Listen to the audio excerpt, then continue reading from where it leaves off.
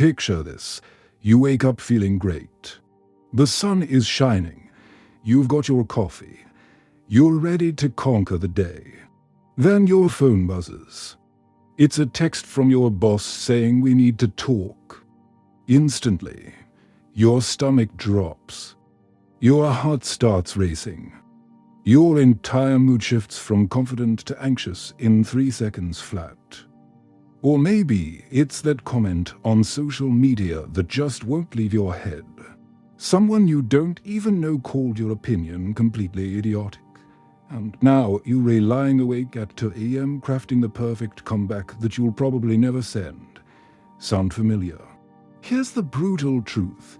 If other people can flip your emotional switch whenever they want, you're not living your life. You're living their remote control version of your life. You're dancing to their tune, reacting to their moves, letting their words and actions determine whether you have a good day or a terrible one. Most people spend their entire lives as prisoners of other people's opinions, moods, and behaviors. They hand over the remote control to their emotional state to anyone who wants to grab it. Your coworker has a bad day, so now you have a bad day. Your friend makes a sarcastic comment, so now you're questioning your self-worth. A stranger cuts you off in traffic, so now you're angry for the next 2 hours. But there's an ancient secret that modern psychology is just rediscovering. And it's been hiding in plain sight for over 2,000 years. The Roman Stoics developed what I call the Stoic Shield Method. It's a mental fortress that makes you emotionally unbreakable. Not cold, not uncaring, but unbreakable. Marcus Aurelius used this method to lead the Roman Empire while dealing with plagues, wars, and senators who literally wanted him dead. Epictetus used it to transform from a slave who was tortured daily into one of history's most influential philosophers. Seneca used it to navigate the deadly politics of Nero's court, where saying the wrong thing could get you executed. This isn't theory.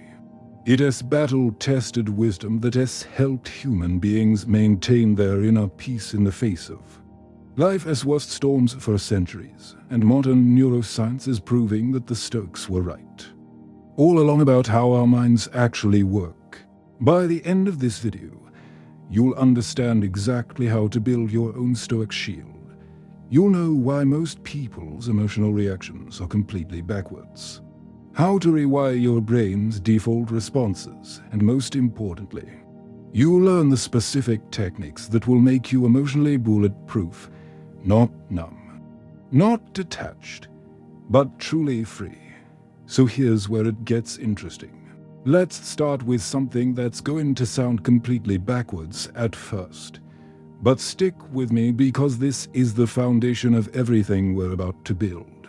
Most people believe that their emotions are caused by external events. Someone insults you, so you feel angry. You get rejected, so you feel sad. Your boss criticizes your work, so you feel worthless. This seems so obvious that questioning it feels almost absurd. Of course, external events cause our emotions. How could it be any other way? But here is what the Stoics understood that modern people have completely forgotten. External events don't cause emotions. Your interpretation of external events causes emotions. There's a massive difference, and understanding this difference is the key to emotional freedom. Think about it this way. If external events directly caused emotions, then everyone would have the exact same emotional response to the exact same situation, but they don't. One person gets fired and falls into depression for months. Another person gets fired and sees it as the push they needed to start their dream business. Same event. Completely different emotional responses. Why? Because it's not the event that matters. It's what you tell yourself about the event. Epictetus, who spent years as a slave being physically abused by his master, put it this way: men are disturbed not by things, but by the views which they take of things. Think about that for a moment. This man was literally tortured, and he understood that his suffering came not from the torture itself, but from his thoughts about the torture. Before you think this is some kind of victim-blaming philosophy, understand what Epictetus is really saying. He's not saying that bad things don't happen, or that pain isn't real. He is saying that we have a choice in how we interpret and respond to what happens to us. The torture was real, but his emotional response to it was within his control. Marcus Aurelius, writing in his private journal while dealing with the Antonine plague that killed millions of Romans, wrote about how much trouble a person avoids who does not look to see what his neighbor says or does, but only to what he does himself. Seneca explained it even more practically. Every new beginning comes from some other beginning's end. When something appears to go wrong, the Stoic doesn't ask why this is happening to me. They ask, what can this teach me, and how can I use it? This isn't positive thinking or toxic optimism. It's a fundamental understanding of how the human mind actually works.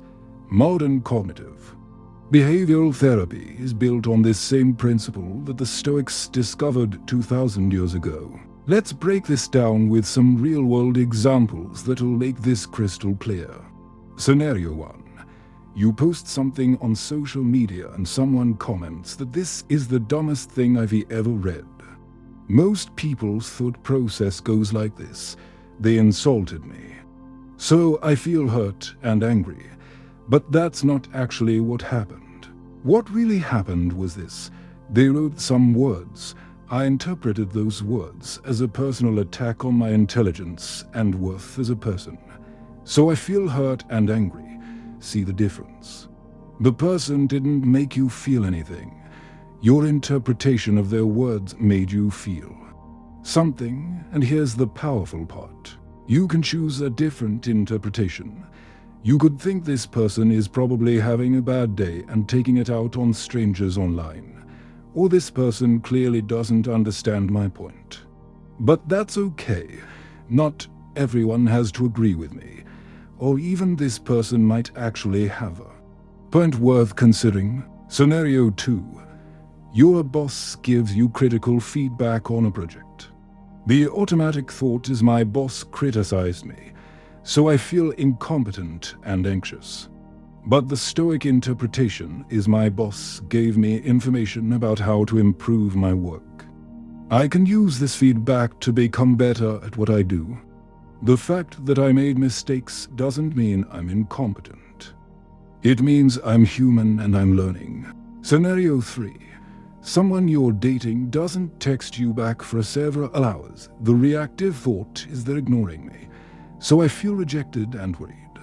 The Stoic interpretation is they haven't responded yet. There could be 100 reasons for this that have nothing to do with me. I'll focus on what I can control, my own actions and responses, rather than trying to control their communication patterns. Here's where most people mess this up when they first try to apply Stoic principles. They try to force positive interpretations of genuinely negative situations. That's not what this is about. This is about accurate interpretations. Sometimes the accurate interpretation is that someone is being genuinely hostile toward you. The Stoic approach isn't to pretend they're being nice. It's to recognize that their hostility is about them, not you, and that you get to choose how you respond to it. The goal isn't to become delusionally optimistic. The goal is to become accurate in your interpretations and conscious of your choices. When you understand that your emotions come from your thoughts about events rather than the events themselves, you suddenly have tremendous power over your inner experience. Once you've grasped the fundamental concept, here are some advanced techniques for implementing it. The pause and reframe method. When you notice a strong emotional reaction starting, pause and ask yourself, what story am I telling myself about this situation?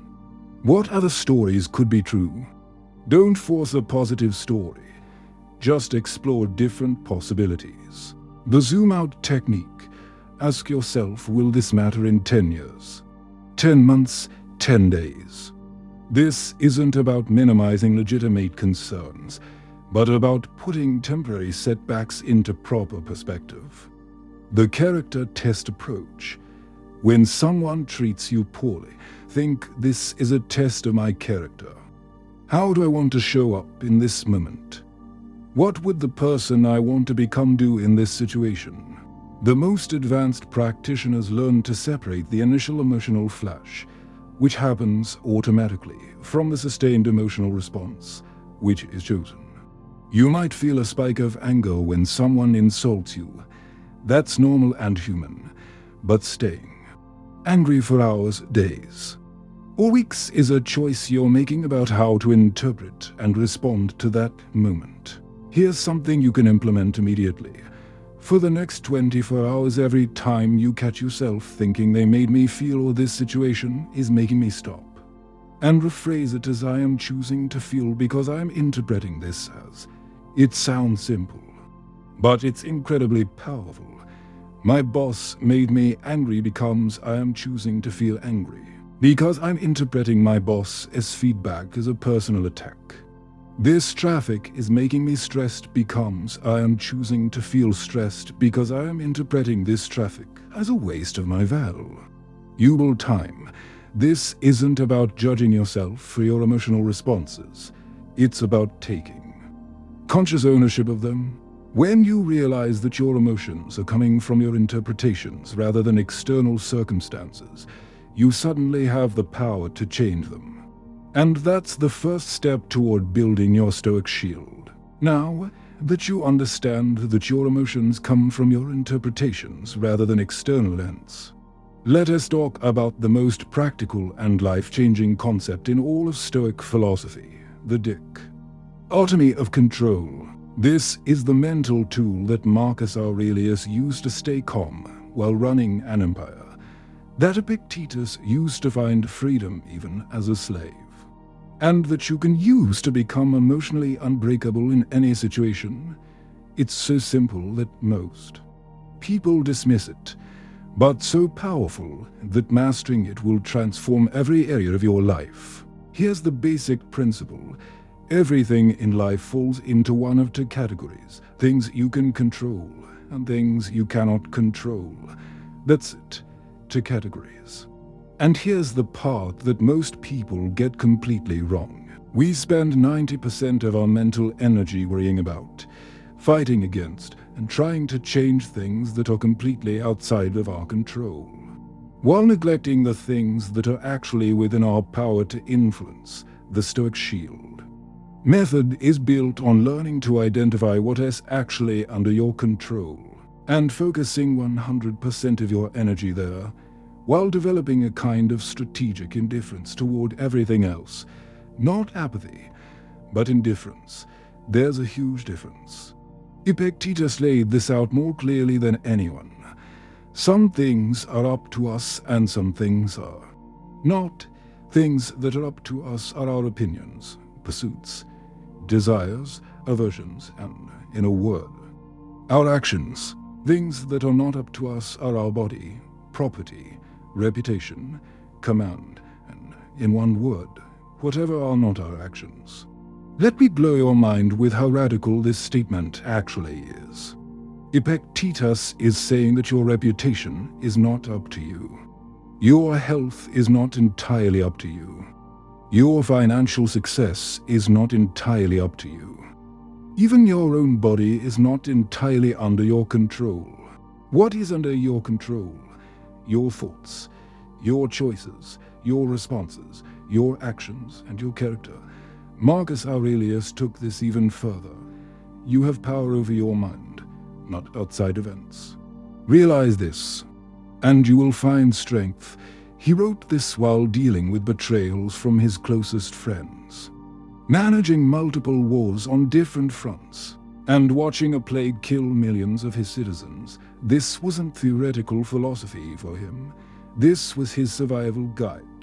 Seneca put it in practical terms. Every new beginning comes from some other beginning's end. When you stop wasting energy on things you can't control and redirect all that power toward things you can control, you become incredibly effective. You stop being scattered and reactive and become focused and proactive. The Stoics weren't saying that external circumstances don't matter. They were saying that your response to external circumstances matters more than the circumstances themselves. Let's get extremely practical about what this looks like in real life, because this is where most people struggle with implementation. Things you cannot control. Other people's opinions of you. Whether you get promoted at work, how much money you make, which is partially controllable, but largely dependent on market forces and economic conditions. Whether people like your social media posts, traffic jams, the weather, other people's moods and behaviors, whether you get sick, whether your investments go up or down, whether someone texts you back, whether you win or lose in competitions, things you can control.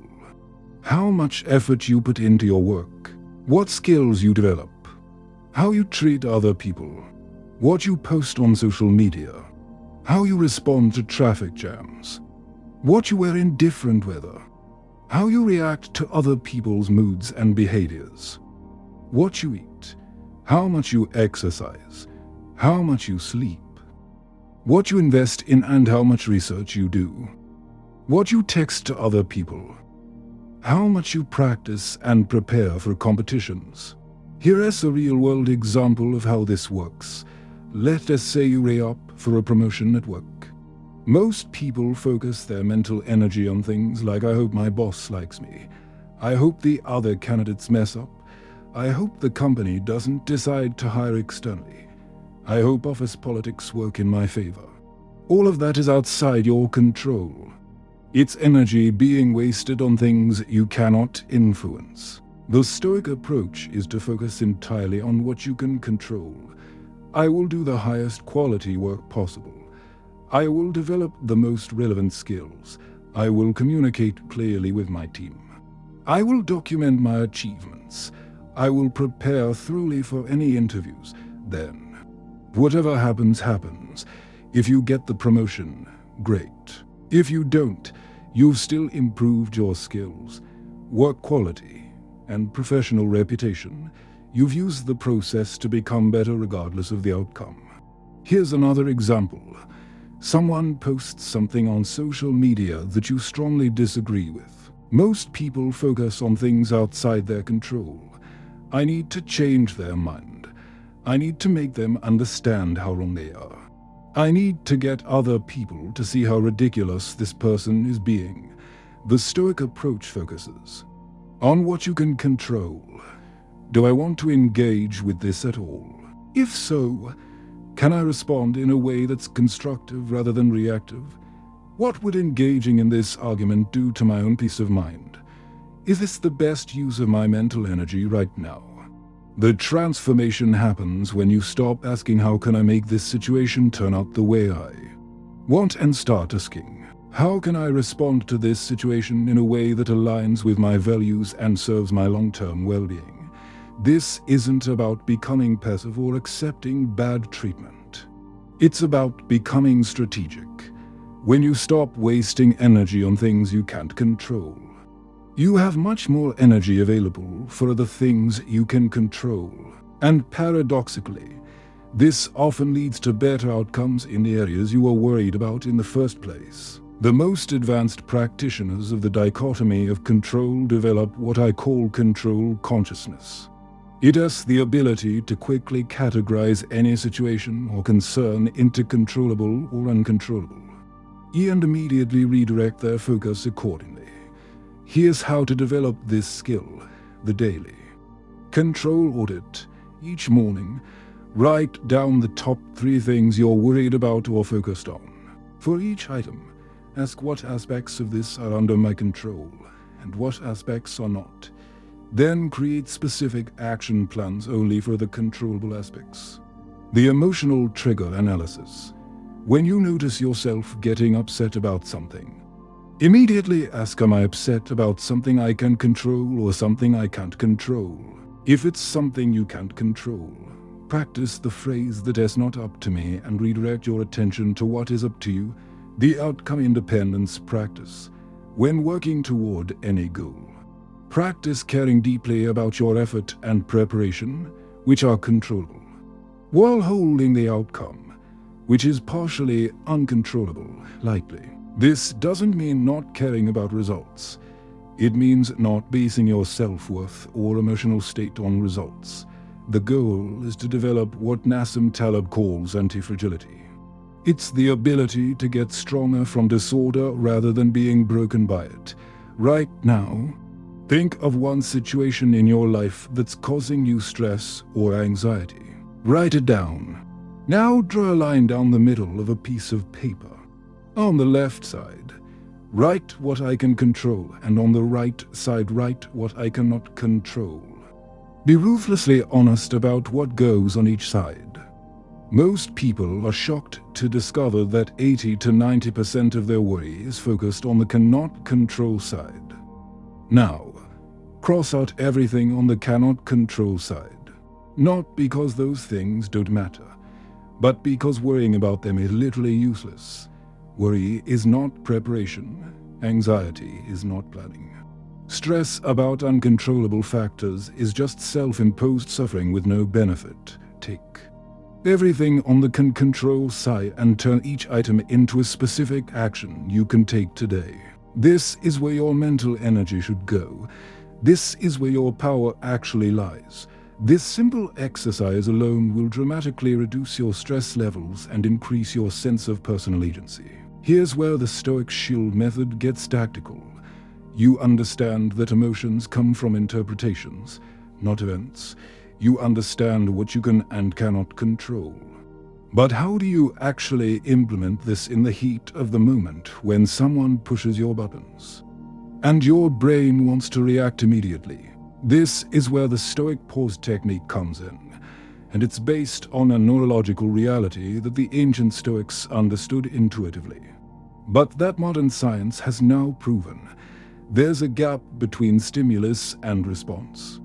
And in that gap lies your power. When something triggers you, your amygdala, the brain's alarm system, fires immediately. This creates what neuroscientists call an amygdala hijack. It's a flood of stress hormones that makes you want to fight, flee, or freeze. Most people react from this hijack state, which is why they say and do things they later regret.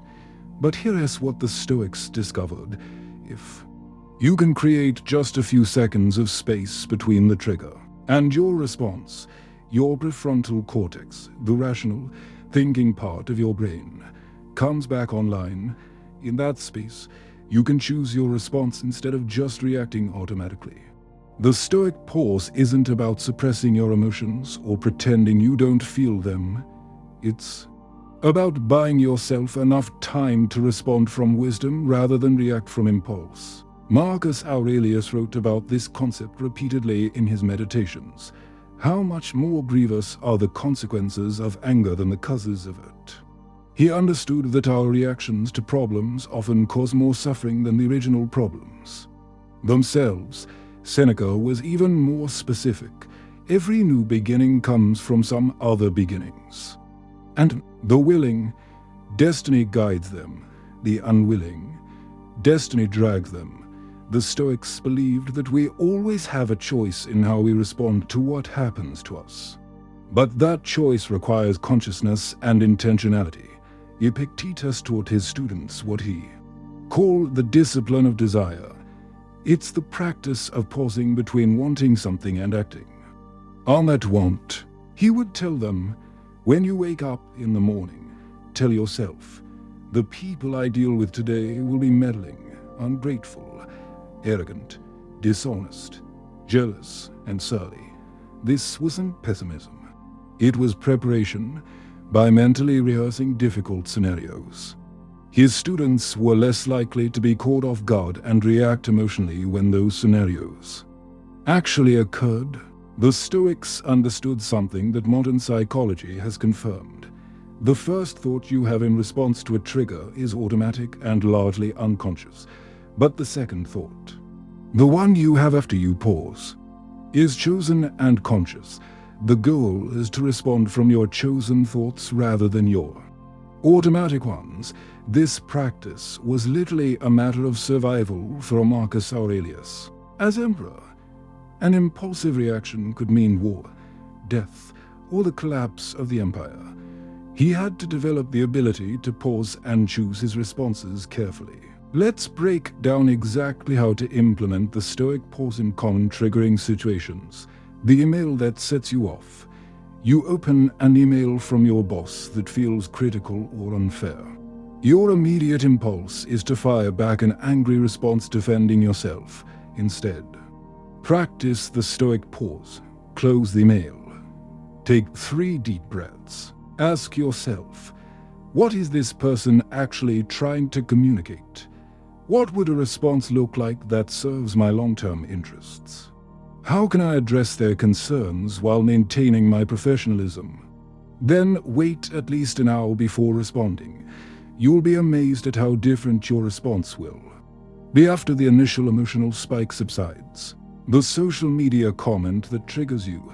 Someone responds to your post with something that feels insulting or ignorant. Your finger hovers over the keyboard, ready to destroy them with your wit and superior knowledge. Stoic pause. Put the phone down. Walk away from the computer. Ask yourself, what would engaging in this argument actually accomplish? Is this the best use of my mental energy? What would the person I want to become do in this situation?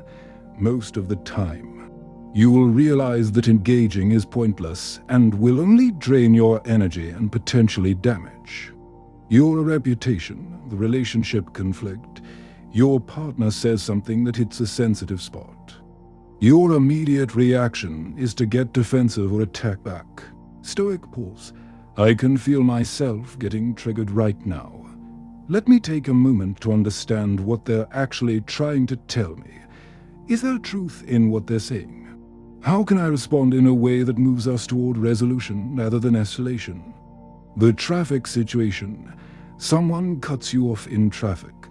Your immediate impulse is road rage. Honking, cursing, tailgating. Stoic pause. This person's driving has nothing to do with me personally. Getting angry will only ruin my mood and increase my stress. This is completely out of my control. What can I control? My response. Let me use this as an opportunity to practice patience. The key is to practice the pause in low-stakes situations so that it becomes automatic in high-stakes situations. Start with minor annoyances, long lines, slow internet, spilled coffee. Use these everyday frustrations as training opportunities for your Stoic shield. Remember, the goal isn't to never feel emotions. The goal is to feel them fully. Then choose your response consciously rather than reacting automatically.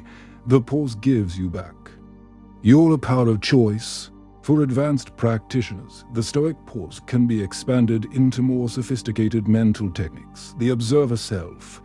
During the pause, step back and observe yourself having the emotional reaction. Think that's interesting. I'm noticing anger rising rather than I am angry. This creates psychological distance between you and the emotion, making it easier to choose your response. The time travel test. During the pause, ask yourself, how will I wish I had handled this when I look back on it next year? This activates your long-term thinking and helps you respond from wisdom rather than impulse. The character question. Ask yourself, what would someone I admire do in this situation? This helps you respond from your highest values rather than your immediate emotions. The premeditation pause. In calm moments, mentally rehearse how you want to handle common triggers when those situations rise. You'll already have a planned response instead of having to figure it out in the moment. The most advanced technique is developing what I call emotional aikido. It has the ability to redirect the energy of a trigger into something constructive rather than just absorbing it or fighting against it. For the next week, practice the 3-3-3 technique every time you feel triggered. 3 deep breaths. This activates your parasympathetic nervous system and begins to calm the amygdala hijack. 3 seconds of silence. Don't say or do anything for 3 full seconds. This is longer than it sounds when you're triggered, but it's enough time for your prefrontal cortex to start coming back online. 3 questions. Ask yourself, what am I making this mean? What can I control in this situation? How do I want to respond? Start with small triggers, a slow checkout line, a driver who doesn't use their turn signal, a friend who's running late. These everyday annoyances are perfect training ground for bigger challenges. The magic happens when you realize that you can't control what triggers you. But you can absolutely control the gap between trigger and response. In that gap lies your freedom. We've talked about controlling your interpretations and pausing before you react. Now let's go deeper into what the Stoics call the discipline of perception. It's the art of seeing situations clearly without the distortions of our emotions, biases, and assumptions. Most people don't see reality. They see their story about reality. They see their fears projected onto reality. They see their past experiences overlaid onto present situations. They see what they expect to see, what they're afraid they'll see, what they hope they'll see. But they rarely see what's actually there. The discipline of perception is about learning to see situations as they actually are, stripped of your emotional interpretations, social conditioning, and mental narratives. It's about developing what the Stoics called objective representation. It's the ability to describe what's happening without adding your own spin to it. This isn't about becoming emotionally numb or pretending that your perspective doesn't matter. It is about becoming accurate in your perceptions so that you can make better decisions and have more appropriate emotional responses. When you see clearly, you respond wisely. When you see through the filter of your fears and assumptions, you react poorly. This discipline is the foundation of emotional resilience because most of our emotional suffering comes not from what happens to us, but from the stories we tell ourselves about what happens to us.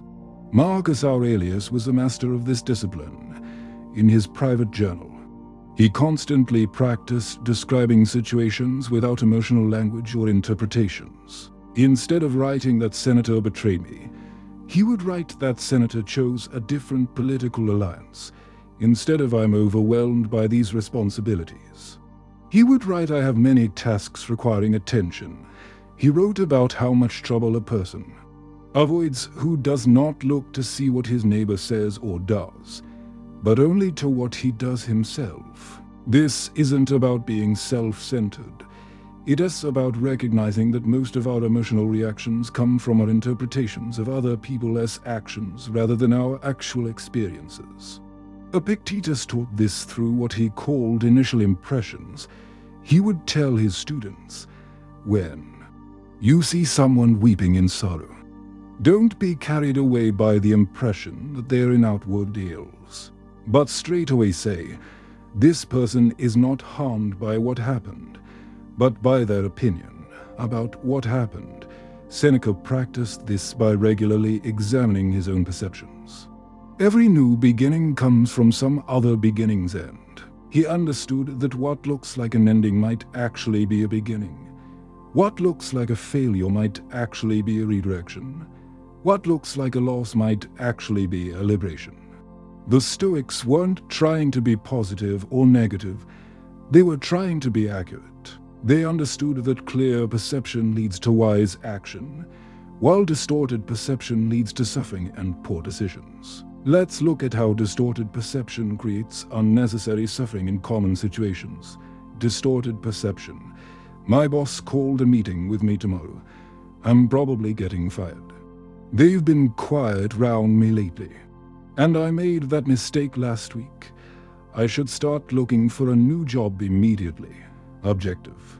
Perception. My boss scheduled a meeting with me. I don't know the purpose yet. They could want to discuss my recent project, give me feedback, assign me something new, or any number of other possibilities. I'll prepare by reviewing my recent work and wait to see what they actually want to discuss. Distorted perception.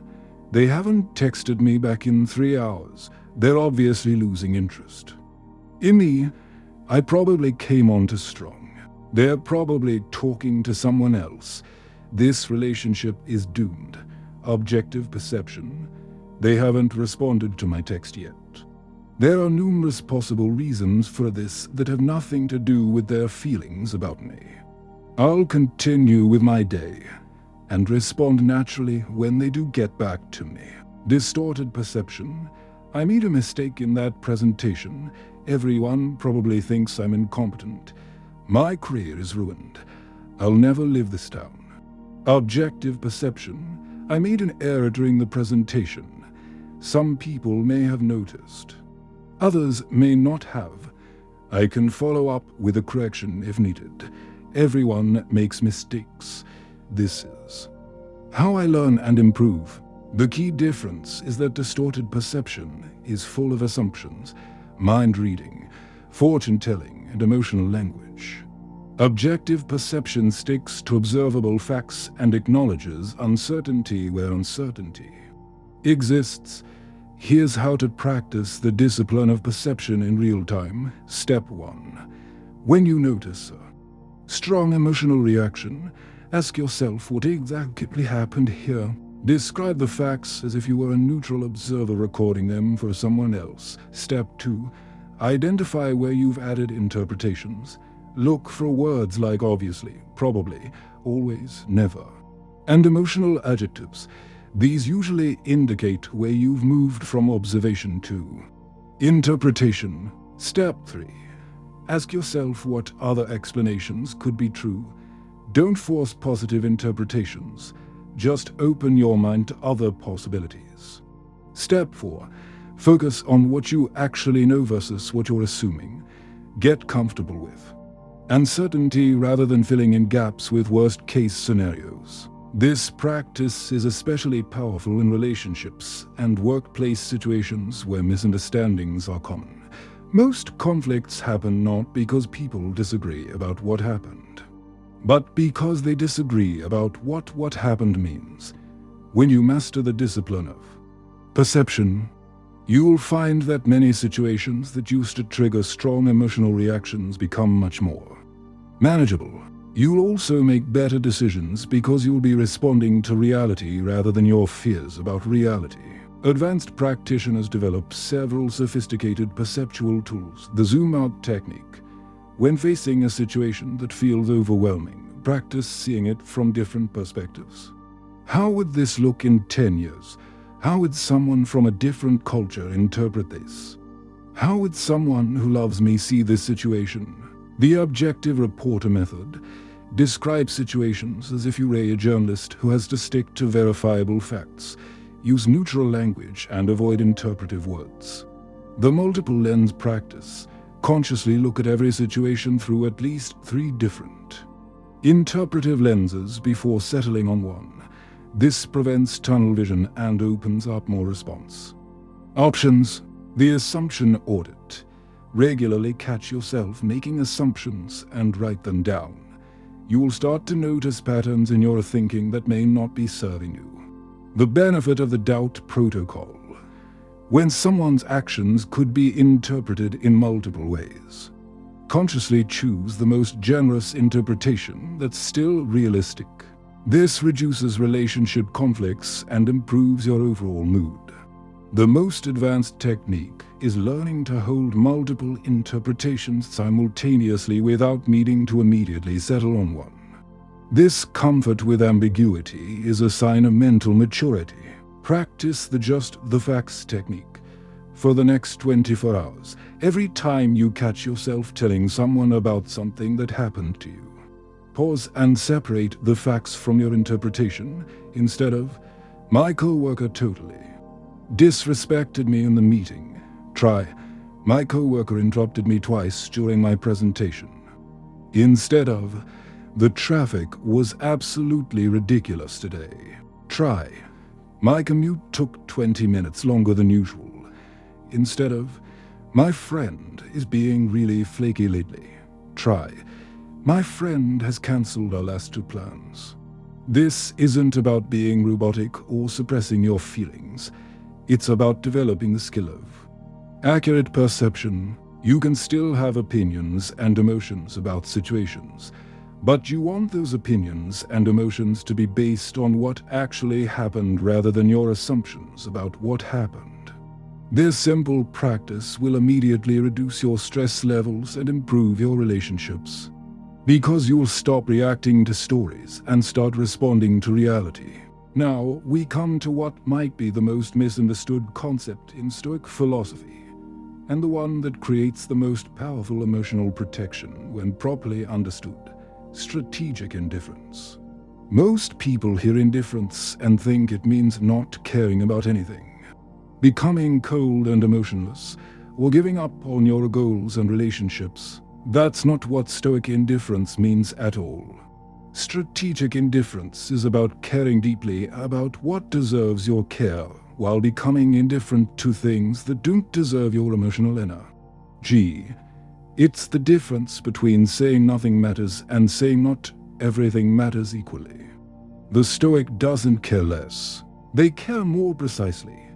They don't become emotionally numb. They become emotionally intelligent. Think of it this way. You have a finite amount of emotional energy every day. Most people scatter that energy across hundreds of things. What strangers think of them weather. Their posts get likes, what celebrities are doing, traffic jams whether they can't control, and countless other things that have no real impact on their life or values.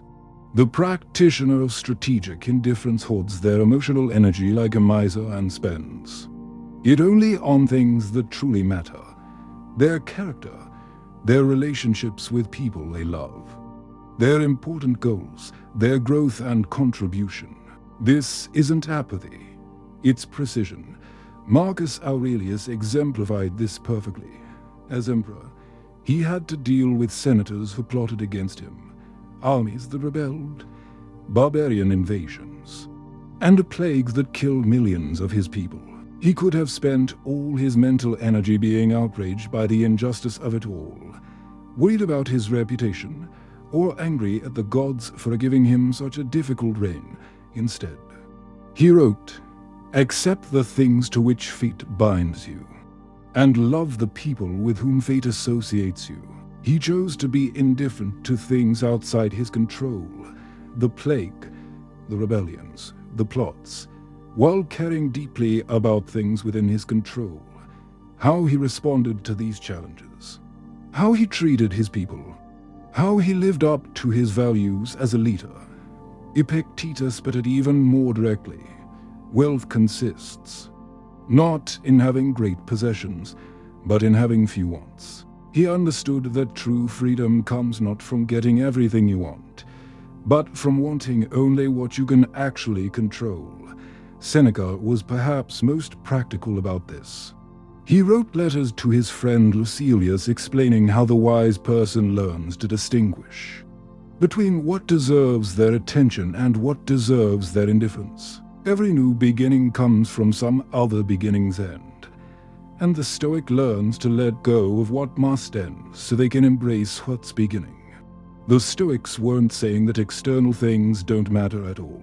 They were saying that your peace of mind and character matter more than external things, and that when you reverse those priorities, you become a slave to circumstances beyond your control. This wasn't theoretical for them. Marcus faced plagues, wars, and betrayal. Seneca navigated deadly politics. Epictetus survived slavery and torture. They developed strategic indifference as a survival tool, not as an intellectual exercise. Here's how strategic indifference works in practice, and why it's so powerful. You post something on social media and some stranger comments that you're an idiot, instead of spending the next 2 hours crafting the perfect comeback or feeling hurt by their words. You practice strategic indifference. This person doesn't know you. doesn't affect your life in any meaningful way, and their opinion has zero impact on your actual worth or success. You don't engage. You don't even think about it after the initial moment. Your emotional energy is too valuable to spend on random strangers' judgments. Here's another example. You want a promotion at work, but the company is going through restructuring and no one knows when promotion decisions will be made. Instead of checking your email every 5 minutes, speculating about who's being considered, or driving yourself crazy with uncertainty, you practice strategic indifference toward the timeline and decision-making process. You care deeply about doing excellent work and developing your skills, which are under your control. You're indifferent to when and how the decision gets made, which isn't under your control. Or let's say your friend is in a bad mood and being snappy with everyone. Instead of taking it personally, trying to fix their mood, or letting their energy drag you down, you practice strategic indifference toward their emotional state. You care about being a good friend, which might mean giving them space or asking if they need support. But you're indifferent to whether they choose to stay in their bad mood or snap out of it. Their emotions are their responsibility, not yours. Here's where it gets really interesting. You're training for a marathon. Instead of obsessing over whether you'll hit your target time, what place you'll finish, or how you'll compare to other runners, you practice strategic indifference toward the outcome. You care deeply about your training discipline, your nutrition, your sleep, your preparation. These things are under your control. The race results depend partly on factors outside your control, like weather, other runners' performance, how your body feels that particular day. The key insight is this: when you become strategically indifferent to things outside your control, you free up enormous amounts of mental and emotional energy to focus on things within your control. And paradoxically, this often leads to better outcomes in the very areas you stopped obsessing about. The most advanced practitioners develop what I call hierarchical indifference. It is a mental filing system where you categorize everything in your life by how much emotional energy it deserves. Your core values and character deserve your full emotional investment. How you treat people, whether you keep your word, how you respond to adversity, whether you're growing as a person. Your important relationships and goals deserve significant emotional energy, but with boundaries. You care about your family's well-being, but you're indifferent to whether they make the exact choices you would make. You care about your career progress, but you're indifferent to office politics you can't influence. Your preferences and minor concerns deserve minimal emotional energy. You prefer sunny weather, but you're mostly indifferent to rain. You prefer when things go smoothly, but you're not thrown off when they don't. And then there are things that deserve complete indifference. Random strangers' opinions, celebrity drama, things that happened in the past that you can't change, other people's business that doesn't affect you. Every evening, ask yourself this question: what did I waste emotional energy on today that didn't deserve it? This builds your awareness of where your mental energy actually goes versus where it should go. Right now, make a mental list of the top 5 things that stressed you out or bothered you this week. For each item, ask yourself, on a scale of 1 to 10, how much does this actually impact my life, my values, or my important goals? You'll probably discover that you've been giving level for a problem's level 1 emotional energy. That's mental energy theft, and you've been robbing yourself. For the next week, practice the indifference declaration. When you catch yourself getting worked up about something that doesn't actually matter, say to yourself, "This doesn't deserve my energy," or "My peace of mind is more valuable than this." Start small. Don't try to become indifferent to major life concerns all at once. Practice with things like slow internet, long lines, other people's driving, social media drama. Build your indifference muscle with lightweight problems so it's strong when you need it for heavier char. Lenge's strategic indifference isn't about caring less, it's about caring smarter. Now let us put all these pieces together and see how the Stoic Shield Method works in real-world scenarios. You've learned that emotions come from interpretations, not events. You understand the dichotomy of control. You can use the Stoic pause to create space between trigger and response. You practice the discipline of perception to see situations clearly, and you apply strategic indifference to protect your emotional energy. But how does this all work together when life hits you hard? When someone betrays your trust? When you face a major setback? When you're dealing with genuinely difficult circumstances that would challenge anyone's emotional resilience? This is where the Stoic Shield proves its worth. It's not just a collection of nice-sounding principles. It's an integrated system of mental defenses that work together to keep you grounded, rational, and effective even in the storm. The Stoic Shield doesn't make you immune to pain or challenge. It makes you immune to being broken by pain or challenge. There's a huge difference. You still feel everything, but you don't get overwhelmed by what you feel. You still care deeply, but you don't get controlled by what you care about. Marcus Aurelius faced the ultimate test of his Stoic shield when his closest friend and co-emperor, Lucius Verus, died suddenly during a military campaign. Then, his beloved wife Faustina was rumored to be having affairs with gladiators and actors. His own son Commodus showed signs of becoming the exact opposite of everything Marcus valued. And through it all, the Antonini plague killed millions of his people. Any one of these situations could have broken a lesser person. Together, they could have destroyed anyone's faith in goodness, justice, and meaning. But Marcus applied his Stoic shield systematically in his private journal. He wrote about accepting what he couldn't control, about his loved one's choices while focusing entirely on how he could respond with integrity. He didn't become cold or detached.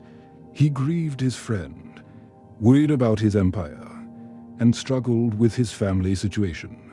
But he didn't let these challenges destroy his inner peace or compromise his values. Let me show you exactly how this works through some scenarios that test every aspect of the shield.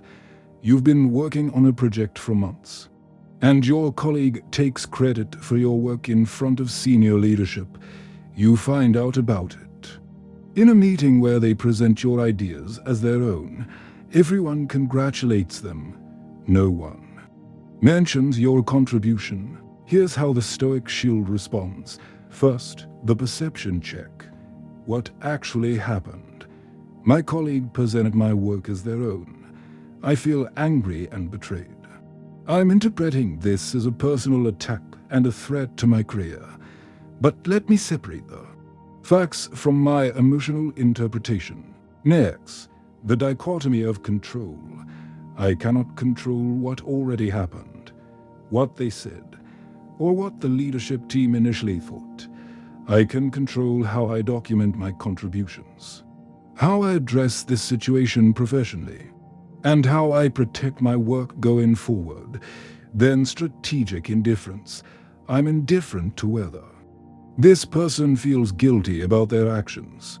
I'm indifferent to whether people immediately recognize the injustice.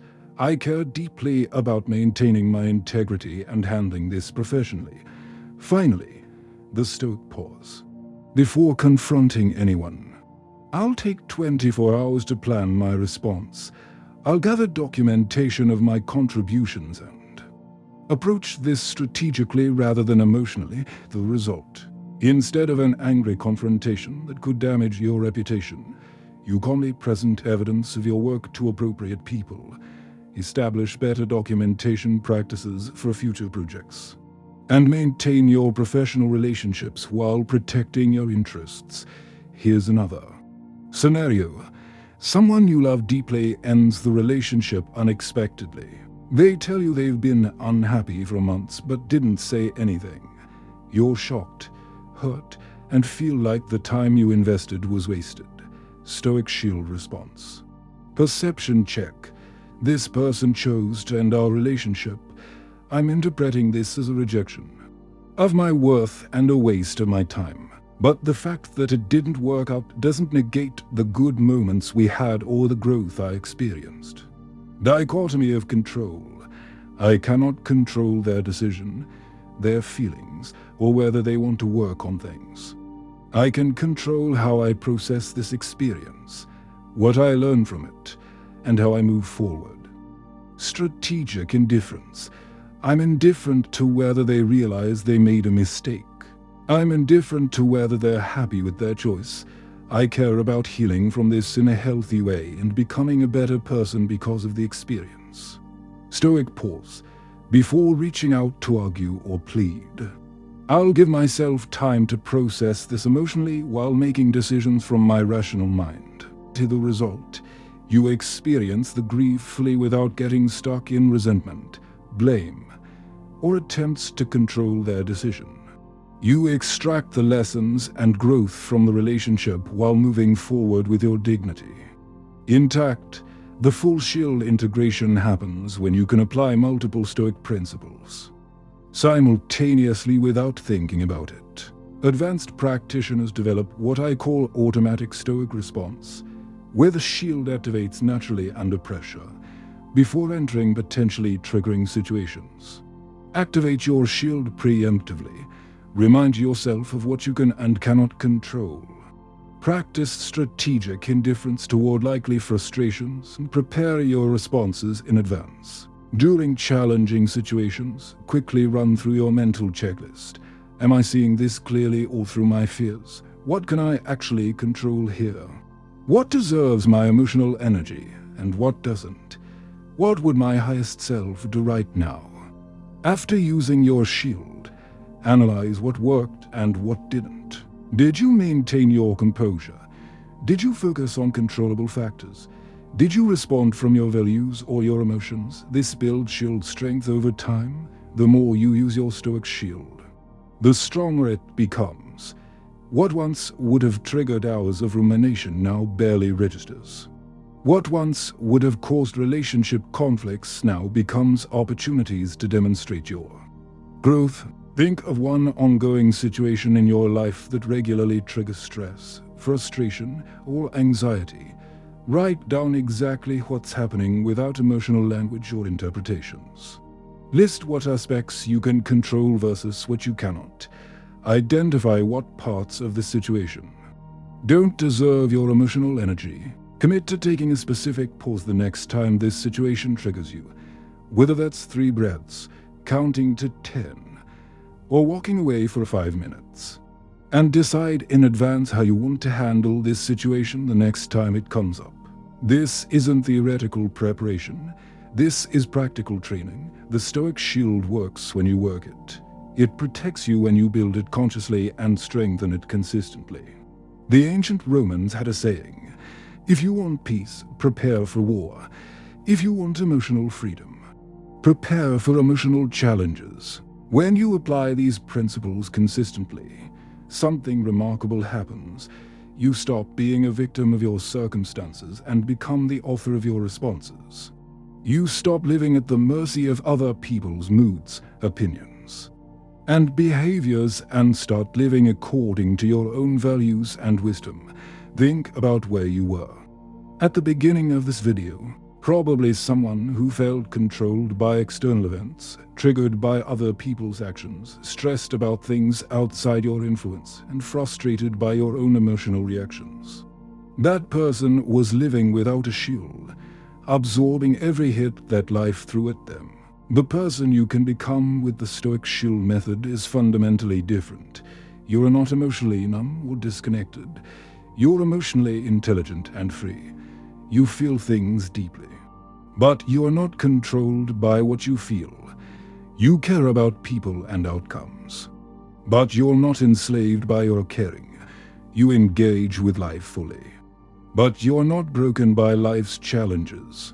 Your relationships improve because you stop taking everything personally. Your work performance increases because you focus on what you can control instead of worrying about what you can't. Your stress levels drop dramatically because you stop fighting battles you can't win. Your self-confidence grows because it's no longer dependent on external validation. This isn't just philosophy. It's practical psychology that works. Here's your next step. And I want you to commit to this right now while you are still motivated. The 30-day Stoic Shield Challenge. Week 1. Focus on the dichotomy of control. Every day, identify one thing you are worrying about that is outside your control and one thing you can actually influence. Redirect your energy accordingly. Week 2. Master the Stoic pause every time you feel triggered. Implement the 3-3-3 technique, 3 breaths, 3 seconds of silence. 3 questions. Track how often you remember to do this. Week 3. Practice the discipline of perception.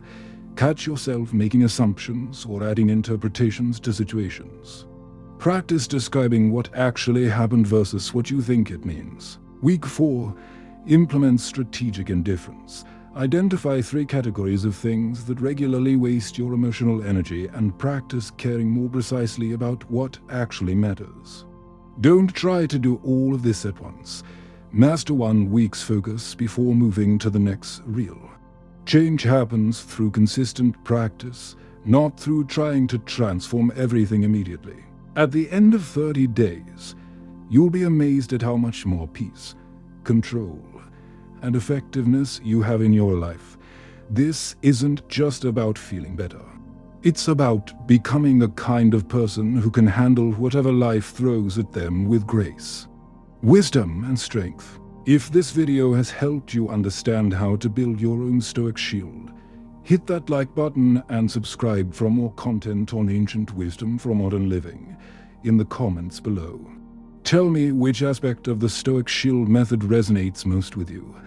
Is it the dichotomy of control, the Stoic pause, the discipline of perception, or strategic indifference? I read every comment, and I use your feedback to create better content.